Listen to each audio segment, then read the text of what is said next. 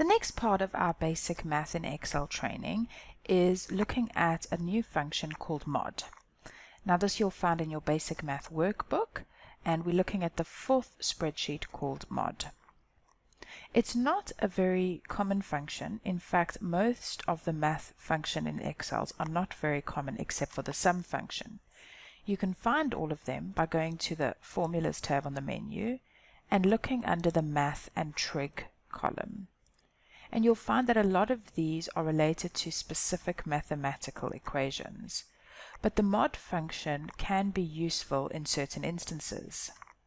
So if we have a look at the spreadsheet here, we've got some items, what we've got in stock of each item, and as per our containers, how many of those items can fit in a particular container.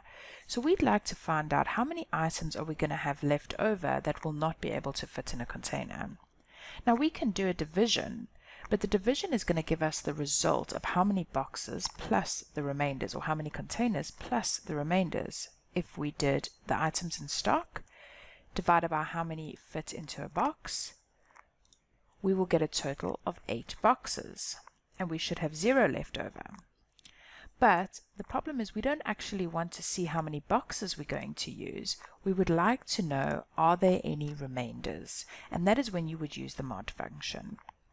So you'd start by typing equals mod, the total number of items, select the divisor, and that will tell you how many items are left over once you've completed the calculation.